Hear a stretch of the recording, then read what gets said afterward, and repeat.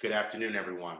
So Kennedy will be here in just a minute. I'm in St. Louis, Missouri, and Kennedy's in Brooklyn, New York.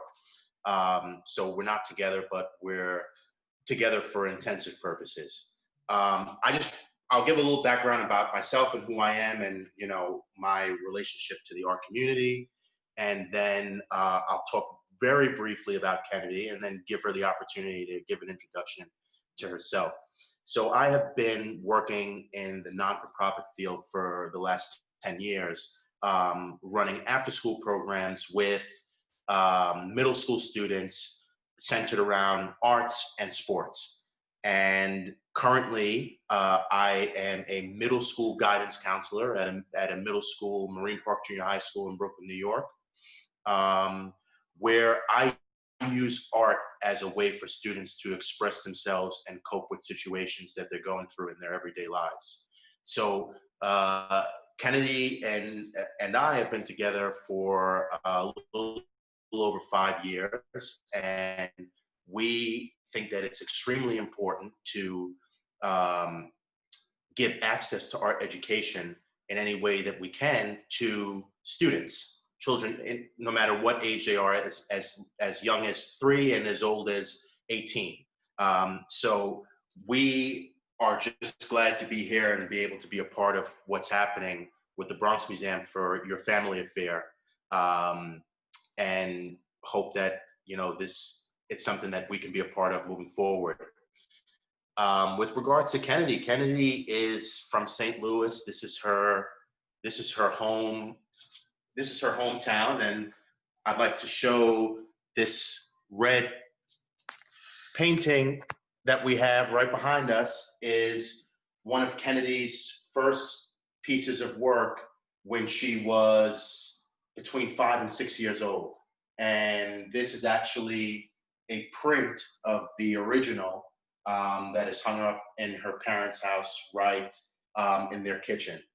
And Kennedy was a painter for about 10 or 15 years and moved into an area of work where she wanted to take the paint off the canvas and make it a 3-dimensional piece of work.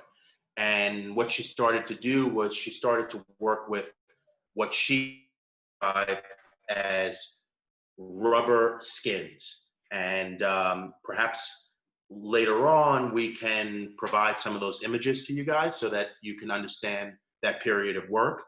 And then she moved from rubber skins onto working with metal and paint skins. And the metal and paint skin this is one of her more recent works, her copper and metal work within the last year. So the link between this project that we want to work on with everyone today and where Kennedy's work is kind of right now is the idea that Kennedy wants to move into large-scale sculptures. And sorry to interrupt you, but I see that Kennedy has just been able to join. Great. So I'll pause for a second. There she is. Hi. Hi, Kennedy. Can you hear us? We are not getting your audio. Is that better? Great. Okay, happy Saturday. Happy Saturday. How are you guys doing? How's everybody? Good. So we were just talking about, and you can take it over, about your sculptures now, your metal sculptures now with paint skins, and the link between the workshop that we're going to do today, mock-ups of larger scale work. So yeah. So basically what I wanted to share with you guys today was something that has been really helpful for me in creating larger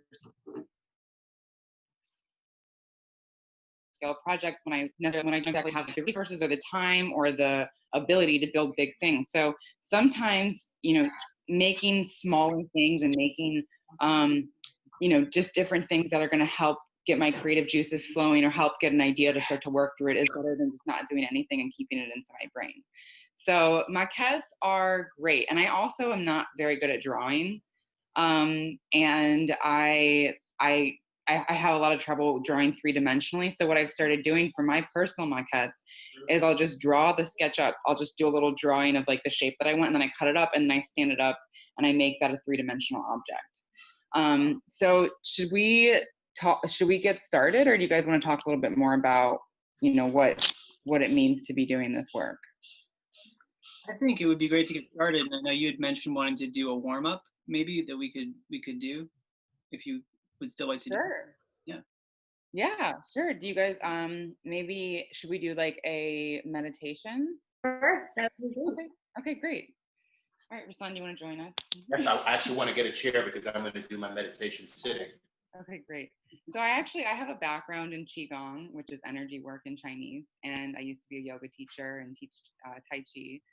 So I've always found it really helpful to start my day with a little bit of movement, start my day with a little bit of meditation, because even though it's not an easy thing to do, and the point of meditation isn't necessarily to like be able to get rid of all the sounds in your head and all the thoughts that go through your mind. It's really about paying attention to them, being available for them. And when a thought comes up, you can just let it be there and be the seer and be the looker and just focus and bring your attention back to your body and back to your breath.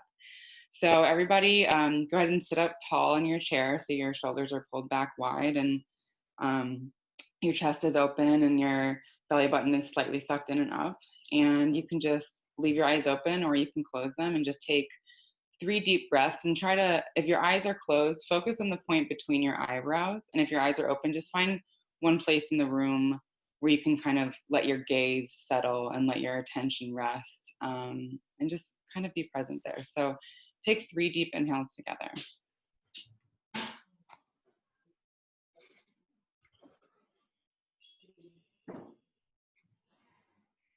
And as you inhale, just focus on your attention on the breath going in the nose and down the esophagus and into the lungs. And when you fill up all the way, hold it at the top and then exhale out again. You can imagine the oxygen going in through your nose, kind of filling that space between your brow, your third eye, as it enters into your head and goes down your esophagus into your lungs, filling your lungs. Hold the inhale at the top and then exhale to release. And then we'll do one more really slow. Deep, full inhale through your nose, filling the space between your brow, your third eye, down through the esophagus, filling the lungs, making more space, bringing in more light, more expansion. And then exhale, release. And then you can start to just move your head around your neck. So just do really gentle circles and try to focus on your breath as you're inhaling and exhaling, and just notice all the kinks in your neck coming out. You can go both directions if you like.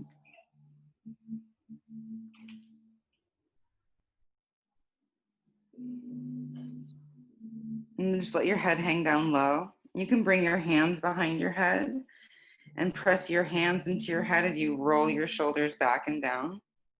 And take 3 deep breaths here, just like before. Inhaling through the nose. Exhaling out. And on these inhales, you can imagine some kind of brightness or light coming in through your nose and filling the space between your brows, and then entering down through your esophagus into your lungs, and then filling the space as you hold on the inhale and then exhale, release it. And as you release it, imagine a dark gray cloud or anything that you don't need inside of you coming out and releasing out. And then one more breath here.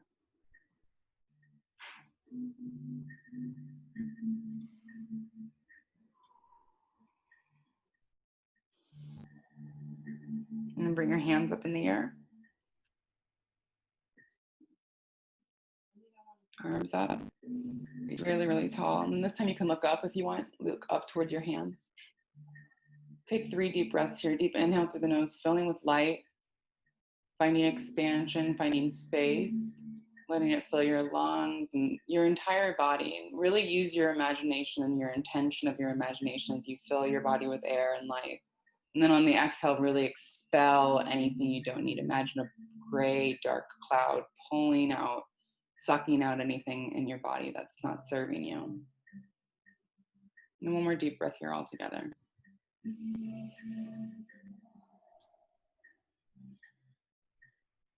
And you can start to take, you can leave your arms in the air and maybe take some wrist circles, circling in. Maybe 5 in one direction and then 5 in the other direction. Just really stretching out your ligaments and keep focusing on your breath, keep focusing on how it feels inside your body right now. And then you can bring your hands back down and put them in your lap. And we'll do 5 more deep breaths together as a group. And this time, as you inhale, really bring in the light and imagine filling your skull, your muscles, your brain, your eyes, your blood, your lungs, your heart. Let it all fill up with light all the way down to your toes. And then at the top of the inhale, hold the breath. And then the bottom, you expel everything out. Everything sucks out that you don't need. And 4 more together.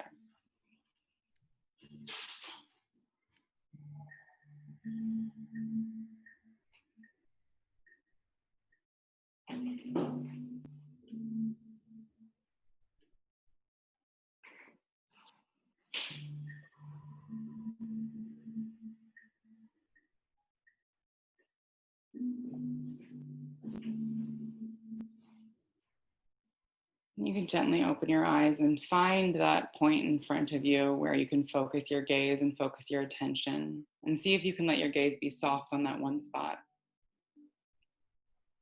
Take 2 more deep breaths here.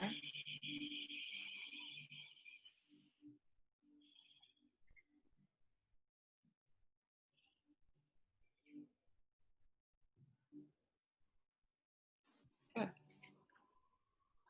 And now we can start.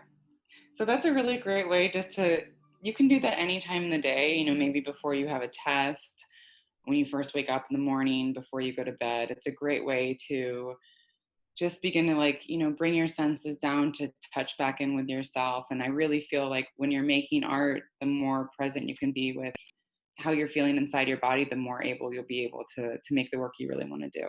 Fantastic. So with the maquettes, what we're going to do, so today, so basically what it is like you can draw anything you want. You can draw, I'm going to do like a room layout. I'm going to make like a little couch and a little chair. You can make a scene, you know, if you want to have people somewhere. You can make a tree, a sculpture, an animal, a person or a place. And it doesn't have to be perfect. So let's start with our drawing.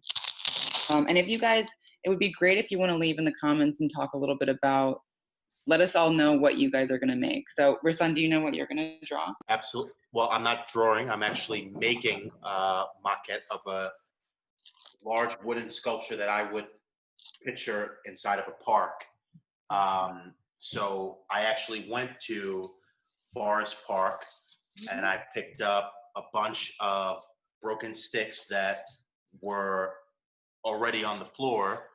And I imagine that this is going to be something that is along the lines of like 20 feet tall. That's what you're imagining. What's that? That's what you're imagining? That's what I'm imagining. Great. So I have a couple of things here. I have some little tiny paper plates, you know, and I encourage all of you to go and pick whatever you want, you know, find things in the house that you're maybe not using, and you can use those as bases for things to hold something up. Like, you know, I've got this old candle here, and I can use this as like kind of a, you know, a little platform for something. So if you want to run around the house and grab a couple of things, you're welcome to do that. I also have tape. Tape is like something that's great for these things. I have scissors. I have some little stacks of cards. I have some regular paper here, some tracing paper, and just a couple of different markers and pens. Nothing too serious. And I also wanted to show you like how you can just get stuff from the house and turn it into something beautiful. These are all your old mixing sticks that just look so amazing that I wanted to make something out of it. Oh, that's so great.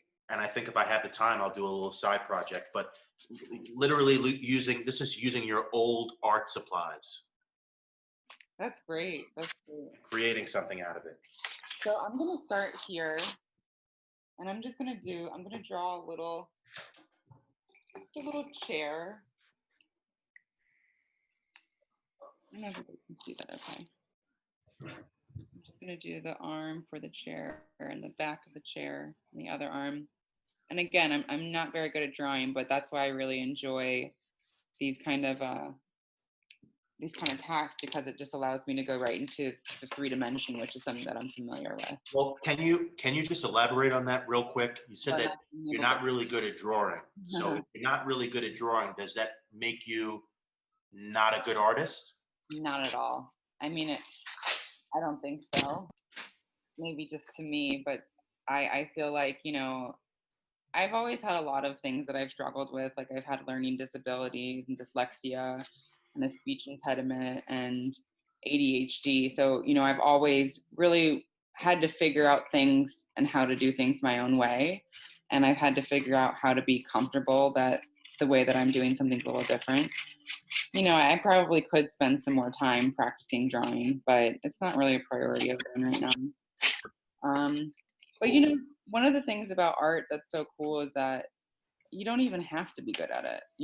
Art is such a beautiful thing because it's relaxing, it's cathartic. It's the one time where you can really just be with your own thoughts and let your hands guide you instead of having to use your all of your attention to make decisions. I really believe like there's this little thing inside all of us. You can call it like an antenna or something, and it gives great direction and it gives great answers. I believe another word for that is intuition. So, while we're doing this, maybe pay attention to the movements that you're making or the decisions that you're making, and notice if inside of you think, oh, well, this could be cool. Like, don't deny your first thoughts about what you might like. Really go with it and jump into it, even if it doesn't seem like something you can do or something that seems attainable. So this is just like the first little chair thing that I've made. I'm going to elaborate a little bit more on the cushions, just so you can get a better feel for the space. What's funny is that being that you mentioned it, I think it's important for everyone to know that I'm not really a great drawer either. Mm-hmm. But I'd like to consider myself a decent painter. And if at one point in time you'd like to show my painting, I think it's right to the left of you. Oh yeah. Should I go now? Or to share it with some of the students at some point. Okay. With some of the kids that. Yeah, I'm gonna walk over there. So I'm actually at our friend's house right now. We have they have a lot of our artwork here actually. This is one of my older paintings here. It's on canvas, and what I was using here was I was using the paint skin that Rasaan showed you in that pink sculpture is the same material that I put on there. So I was discovering different ways to work with that one material. And then this is Rasaan's painting. And Rasaan started working in the studio with me when we first got together, and then stopped for a while, but he was working in abstraction. You want to talk about this painting a little bit, Rasaan? Yeah, this was a lot of the original colors that we're using it were inspired by our trip to Cuba. And I was so obsessed with some of the stuff that we had seen with the old architectural buildings and the old designs of paint that I wanted to actually put it on a canvas. And I guess the lighting is not great, so you can't see it so well. But the idea, I think one of the most important things is that even when you're painting, I think the most important thing is that you have confidence in what you're doing. And the confidence in what you're doing is the real art behind the work, not necessarily what the exact outcome is. If it's meaningful to you, and if it's something that you feel that's real to you, then that should be your inspiration to continue, and your inspiration to continue to create. I totally agree. I do feel that sometimes the confidence that you have, that one can have within creation, can be it's not always easy to have it right away.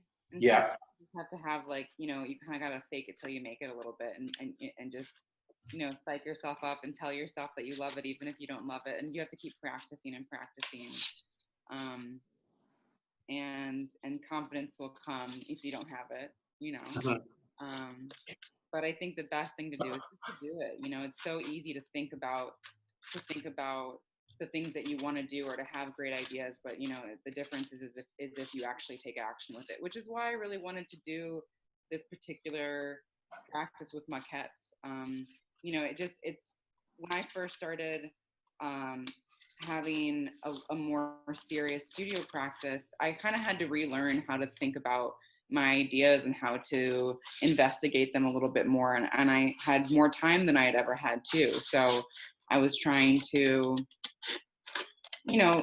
just really understand how I can research in a different way, how I can come up with new things. So I started doing things like vision boards. I don't know if any of you guys have done vision boards before, but they just help so much, because they just start to bring things to life a little bit. Can you explain to us what a vision board is? Yeah, of course. So for me, well, when I was younger, my vision boards were more things that I wanted to manifest in my life, and I thought I could bring them, and I did bring them into reality. And I would put, things that I wanted to have, what I wanted my life to look like, things just like how I wanted to feel inside. I would make a board of pictures that would kind of evoke that sense for me. And I would just cut things out of magazines, and I'd make them really beautiful. And now my vision boards are a little different, but it's still the same gesture of, like, this is something that I want to bring into a tangible reality in front of me. So I'll get photographs that I'm inspired by, from magazines. I'll put artwork that I like on them. I'll really just be trying to create the feeling or the sensation or the storyline of what I want to make. And I'll stare at them for years. I'll stare at them for a really long time. Sorry. Go ahead, please.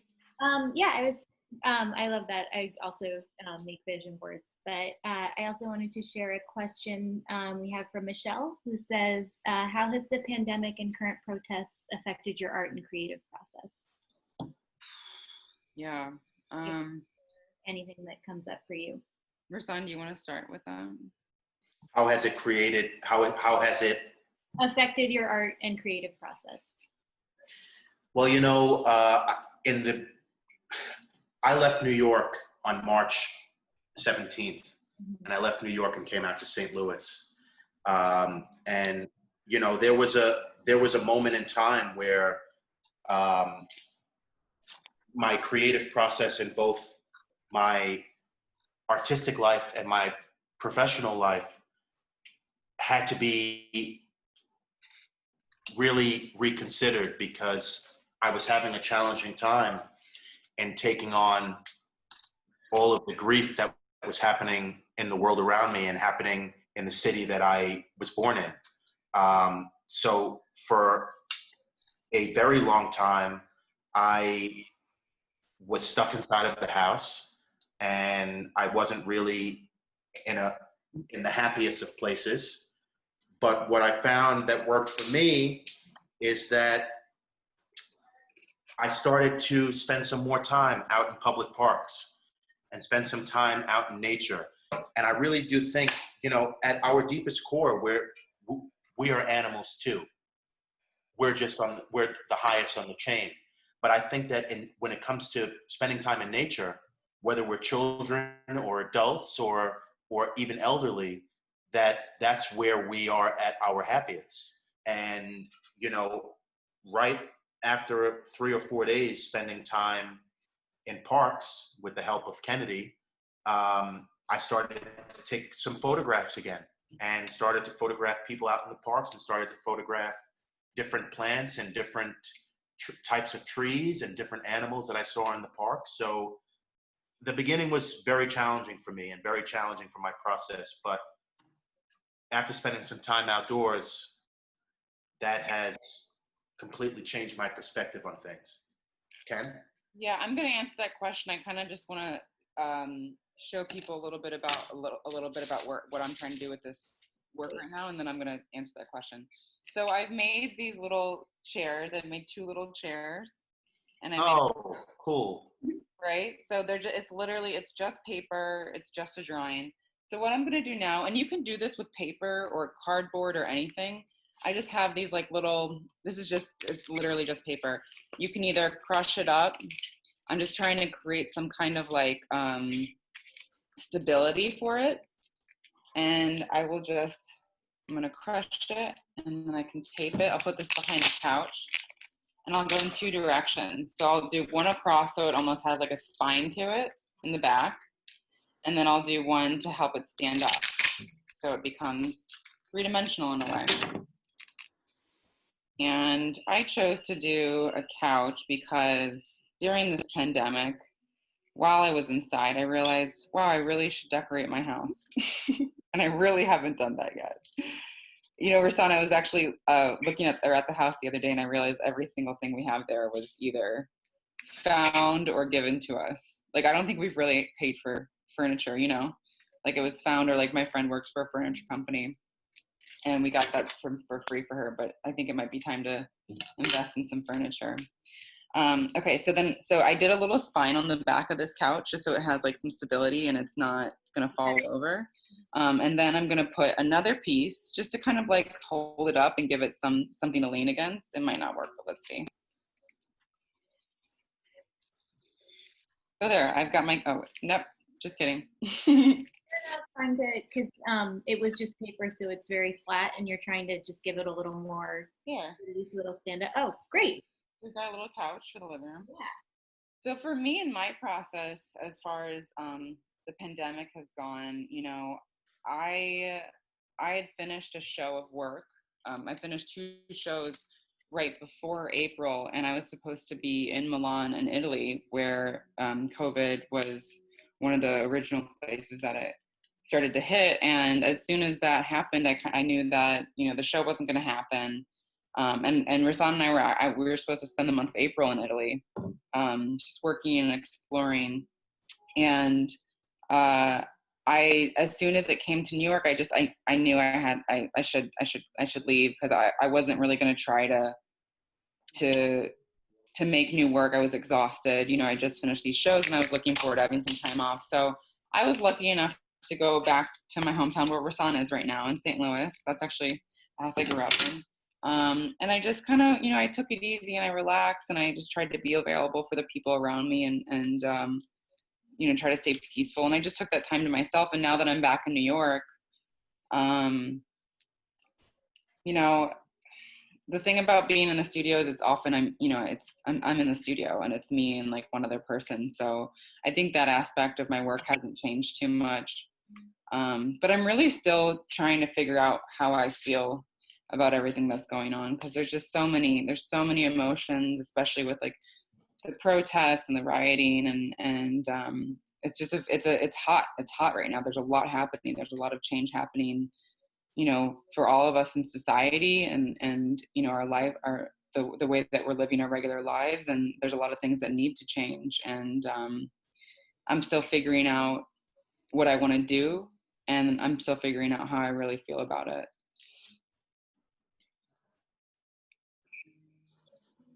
Thank you both for sharing.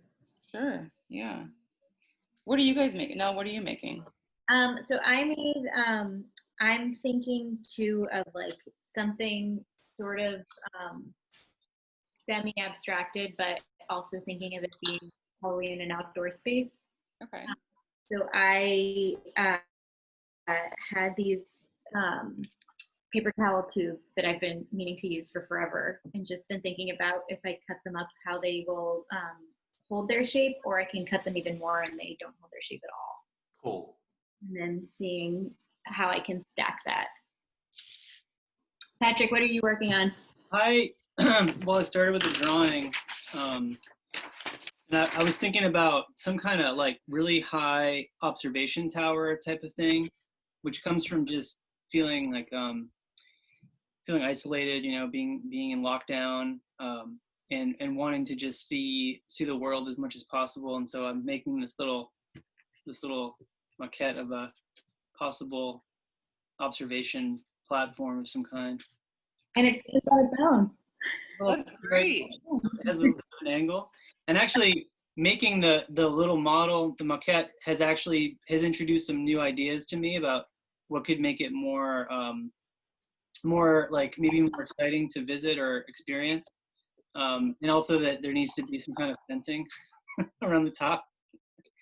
So Yeah, that's kind of the fun thing about maquettes is it really gives you almost not the same kind of pressure as making a full piece, and lets your mind explore a little bit more. And maybe you guys will have like new ideas that come up, or ways that you can add to it or advance it.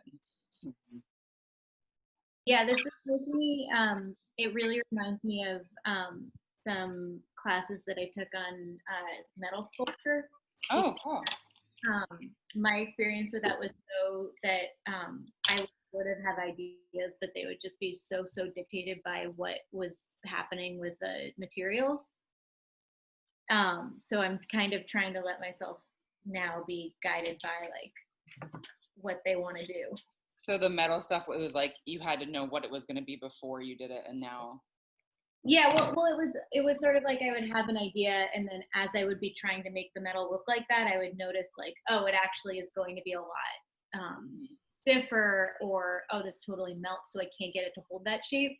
And Right. So very editing as I went along. Yeah. I think honestly this has been one of the harder things in the new work that I've been doing, is having to really preconceive what things are going to be like before I know anything. And you know, a lot of my practice is based on responding to what's around me and responding to what's available, and you know, if I not having something to respond to has been really challenging. So you know, I've really been enjoying kind of this new moment of having more time to conceive what something's like and imagine it. You know, some other things that are really helpful for art that. Oh, thank you. Froze for a moment. I don't know if anybody else is experiencing that too. yeah, it looks like Kennedy might have frozen. How's your work going, Rasaan? It is going great. I am starting to just glue some of the fillings that I have open with just some Elmer's glue. And I'm trying to make this as thick as possible, because what I plan to do after is remove my cast, which I used an old spray paint can as the middle, and then I plan to paint it. Oh, cool. I see a question here. Um, What advice would you give to an elementary school student, 7-year-old girl? If you can be a little more explicit with the question, with advice in regards to art, managing, navigating life. yeah, just in general, or something really specific. Art. Art. So, Art. You know, the reason why art education is so important to me is because, you know, I've been working in and around schools for, like I said, a little over 10 years. And it seems that, you know, when times are not the greatest, we have to talk about the realistic the realistic thing on how we fund schools. And it seems that art, time and time again, is the first on the chopping block when it comes to being able to manage a budget. So what we're seeing now is that art programs in New York City public schools, the funding has been taken away with regards to supplies for next school year to be able to manage the budget. So with regards to advice to an artist, I think the most important, a 7-year-old artist, is the most important thing is to give opportunities for students to be able to create work. I know that there are so many free programs that are in just Brooklyn alone that have opportunities for students to participate in free workshop classes with museums, just like the Bronx Museum. I'm sure that you guys have free times for students and families to come and engage in projects there. I know the Brooklyn Museum has projects just about every week.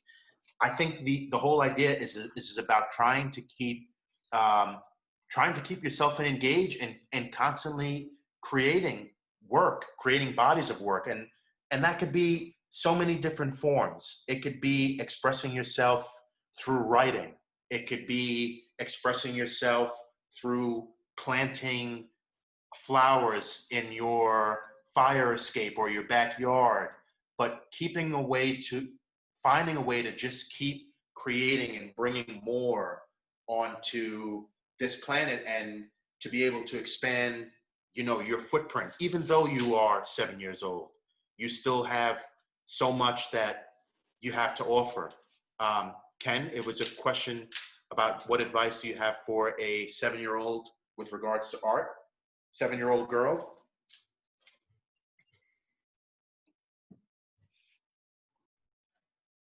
Ken, you're on mute. Hello. Sorry, my computer died. I'm sorry about that.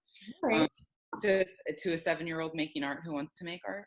Yeah, and maybe you can also, I think it'd be also great to give the perspective on where you were at 7 and what role your parents had on you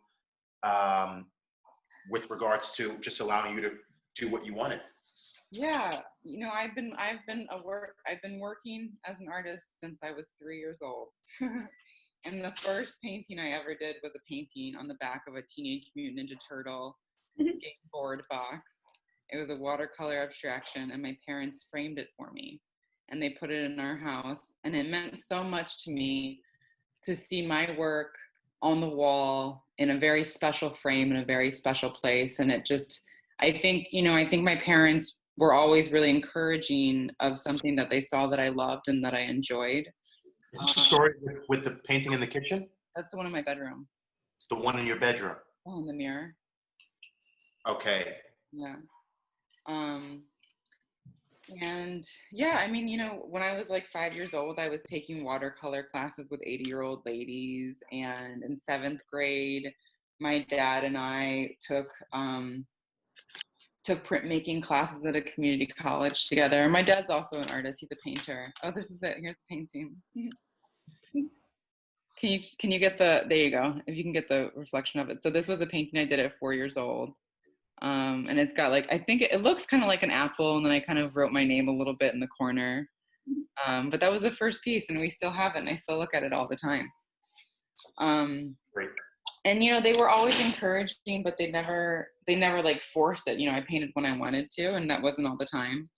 But yeah, I mean, I think also as a young person and as a young artist, one of the best things you can do is just do paint, do whatever you want, and just try to keep an open mind to the work you're making. I think it's really easy to get hung up on how well something is or how much you love it at the actual final product of it. And I don't think that that's necessarily the most important part. The most important part is to keep working through it and working that muscle.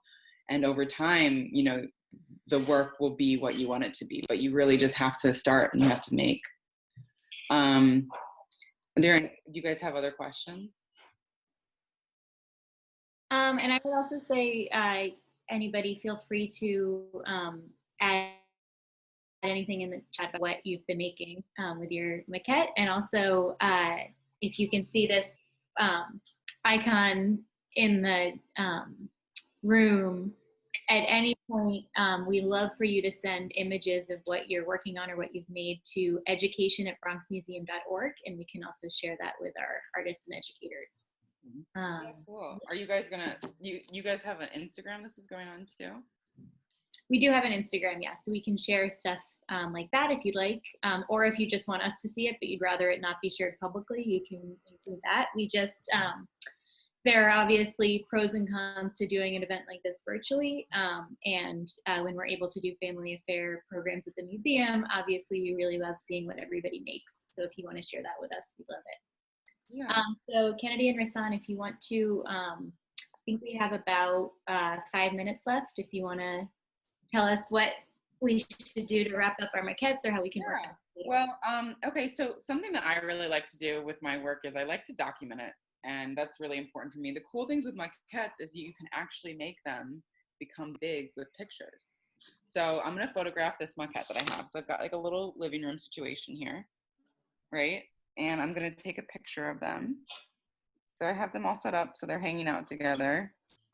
And if I shoot from below, it's as if they are much larger than they are. Oh, yeah, wow. I have a little living room scene now here.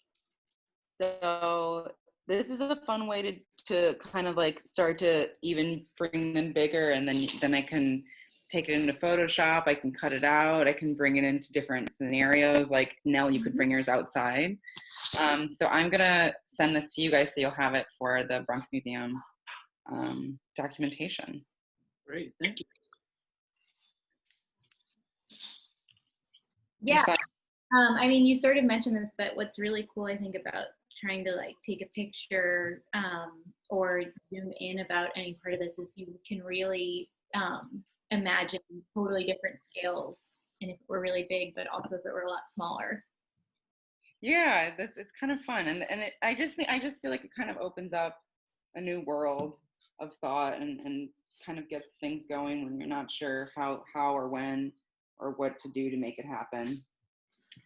So just to describe what looks like madness that's happening here is that I've just splashed some paint on it and have used like this kind of almost like fluorescent pink. And what I'll do is when everything dries up, I'll remove the duct tape, and then I'll just get more sticks in the middle. And this can be like a centerpiece that just sits on a table or sits on any kind of open surface. Rasaan, that looks great. You really went all out. I think too, sometimes with the maquettes and with building like, and with sculpture too, that I've learned over time is that they're not really pretty until they're done. Like in the process of creating them, like sometimes when I was doing smaller maquettes for really big outdoor sculptures, you know, I would be doing all this cardboard and be all jacked up with like duct tape and stuff, and then I'd spray paint the whole thing. So until I like covered it, it doesn't make sense, and then I made it make sense for my eyes. So, you know, don't get discouraged if you're in the middle of it and it's not going the way you want it to. You just got to keep on moving. So I'm sorry, I just want to say one last thing. My mind has like been blown. I see that it says that Maggie is painting a cardinal. I hope that's the cardinal bird, because where I am in St. Louis, I have been following cardinals all around the parks that I go to, because they are literally the most beautiful, bright red bird that you will ever come across. Mm-hmm. Yeah. And I think it's fantastic, and I hope I get to see that picture somewhere. That'd be awesome. Yeah, we can't wait to see all of your guys' work. Yeah. Thank you so much, Kennedy. Of course, thank you for having us. Thank you, Neil and Patrick and the Bronx Museum, for having us. Yeah, great way to start the weekend. Great. Awesome. Have a good day. Thank you. Bye, guys. Thank you.